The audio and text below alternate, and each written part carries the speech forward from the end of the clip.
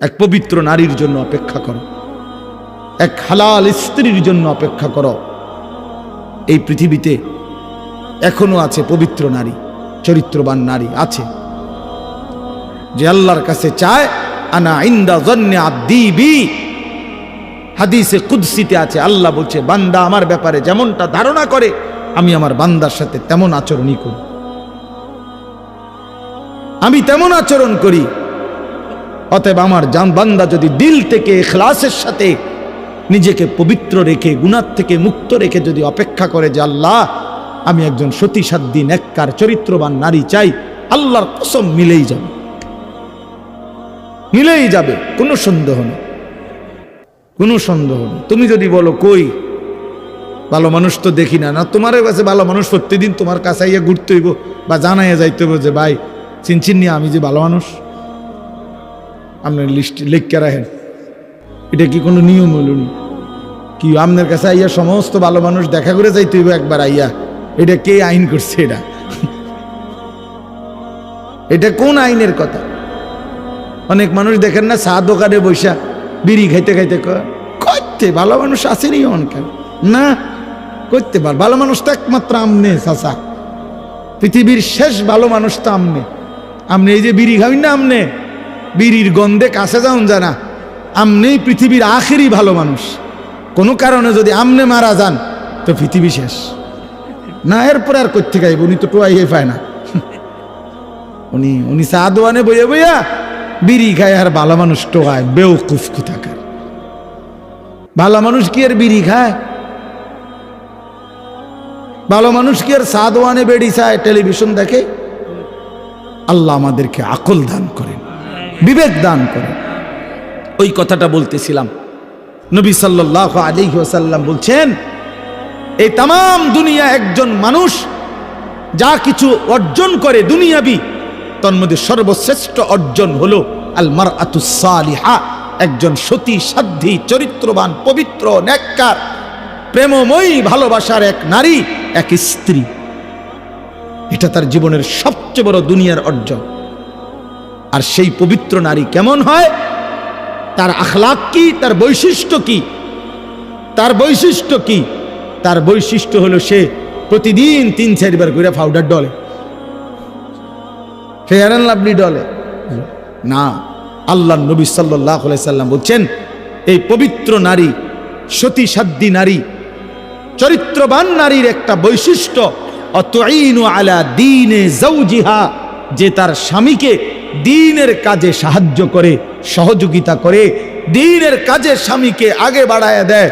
আল্লাহর কসম নবী বলছে ওই নারী পবিত্র নারী, চরিত্রবান নারী, সতী সাধ্বী নারী, ওই নারী যে পুরুষের কপালে জুটছে সেই পুরুষ দুনিয়ার শ্রেষ্ঠ সম্পদ অর্জন করছে, শ্রেষ্ঠ সম্পদ অর্জন করছে।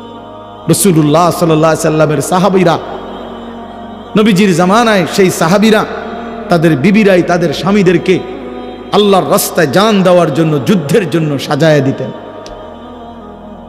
স্ত্রীরাই বিদায় দিতেন স্বামীকে, যাও স্বামী আল্লাহর জন্য জান দিও, হাসরের ময়দানে দেখা করো, পরকালে দেখা হবে, আর কোনোদিন লাগবে, ঠিক আছে চলো আল্লাহ হাফেজ, ফি আমানিল্লাহ। হ্যাঁ, আমরা কিতাবে পড়ছি এক মুসলিম নারী, তিনি তার 4 সন্তানকে নিজে যুদ্ধের জন্য সাজায় দিছেন এবং 4 সন্তানই যুদ্ধে আল্লাহর রাস্তায় শাহাদাত বরণ করছে।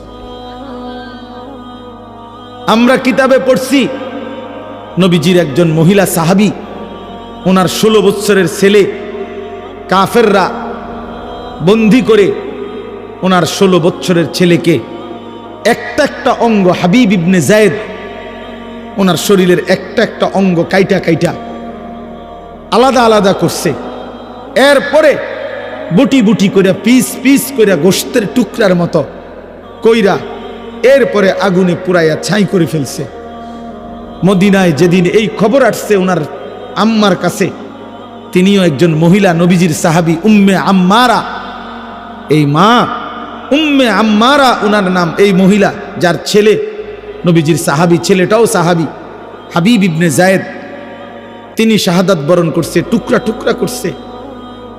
তো উম্মে আম্মারার কাছে যখন এই খবর আসছে যে মা তোমার সন্তান আল্লাহর জন্য জীবন দিছে, কালেমার জন্য জীবন দিছে, নবী সাল্লাল্লাহু আলাইহি সাল্লামের ভালোবাসায় জীবন দিয়েছে, কাইটা টুকরা টুকরা করে বুটি বুটি করে ফেলছে, কিন্তু তোমার সন্তান আল্লাহকে ছাড়ে নাই, রসুলকে ছাড়ে নাই, কালেমাকে ছাড়ে নাই।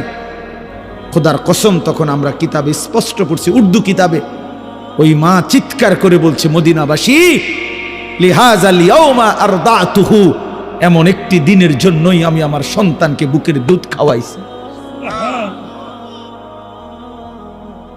সন্তান আমার দুধের হক আদায় করছে, সন্তান আমার 2 বছরের দুধের হক আদায় করছে। আমার স্বপ্ন ছিল, আমার আশা ছিল, আমার পবিত্র সন্তান আল্লাহর জন্য জান দিবে, আর আমার সন্তান আল্লাহর জন্য জান দিছে।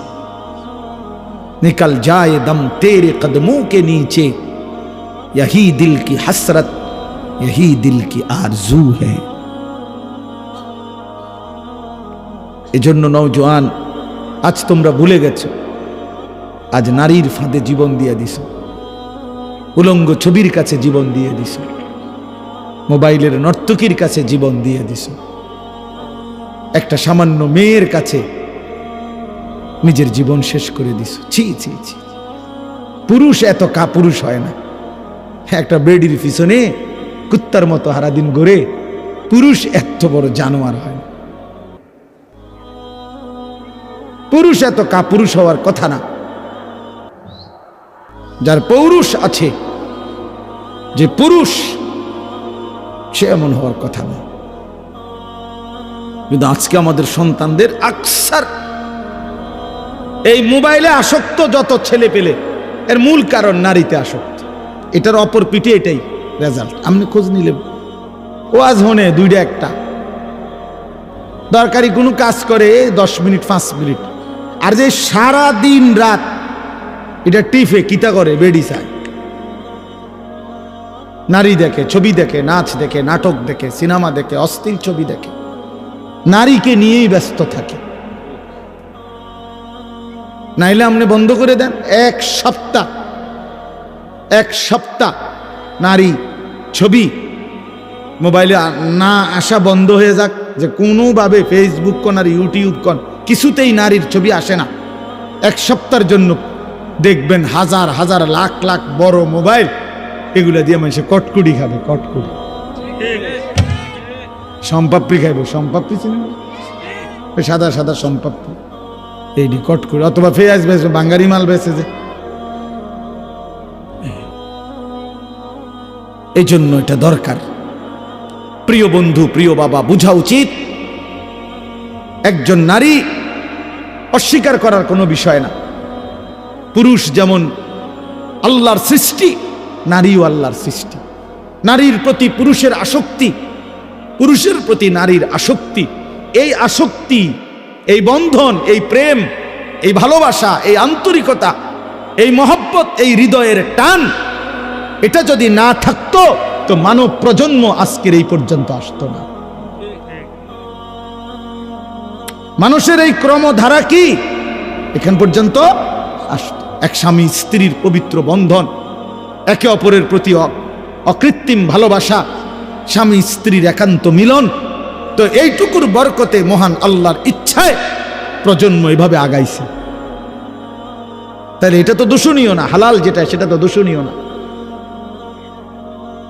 রাসূলুল্লাহ সাল্লাল্লাহু আলাইহি ওয়াসাল্লাম বলছেন, পবিত্র স্ত্রী তার মুখে যদি কেউ খাবারের লোকমা তুলে দেয়, হাত্তা লোকমাতা ফি ফি ইমরাআতিহি, নবীজি বলছেন কেউ যদি তার হালাল স্ত্রীর মুখে 1 লোকমা খাবার, একটা রুটি, সামান্য একটু খাবারও তুলে দেয়, আল্লাহ রাসূল সাল্লাল্লাহু আলাইহি সাল্লাম বলছেন আল্লাহ তাআলা তাকে আল্লাহর রাস্তায় সাদাকা করার সওয়াব দান করেন।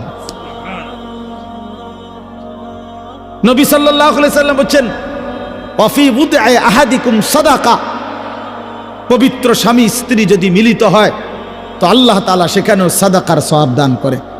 সাহাবী জিজ্ঞেস করছে, ইয়া রাসূলুল্লাহ, মনের চাহিদা পূরণ করলেও সওয়াব হয়? আল্লাহর নবী বললেন, সেটা যদি ভিন্ন অনুমতি নাই এমন নারীর সাথে যদি পূরণ করে সেখানে কি গুনাহ হয়? তিনি বললেন, হ্যাঁ গুনাহ হয়। কয় তাহলে এখানেও নেকি হয়। সেখানে গুনাহ হইলে এখানে নেকি হয়।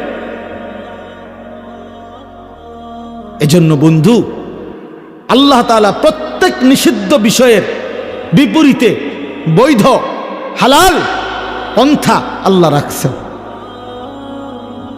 যিনি মদ হারাম করেছেন তিনি মধু হালাল করেছেন, যিনি সুদ হারাম করেছেন তিনি ব্যবসা হালাল করেছেন, যিনি ভিন নারী দেখা হারাম করেছেন তিনি বিবাহ হালাল করেছেন। এমন কোনো বিষয় নাই বান্দার যেটা চাহিদা আছে অথচ সেই চাহিদা পূরণের বৈধ কোনো পন্থা আল্লাহ দেন নাই। খোদার কসম, এমন চাহিদা মানুষের মধ্যে নাই, এটা হতে পারে না। কারণ প্রতিটি চাহিদাও দিছেন আল্লাহ, সেই চাহিদা পূরণের হালাল পন্থা নির্ধারণ করে দিছেন, সেটাও আল্লাহ।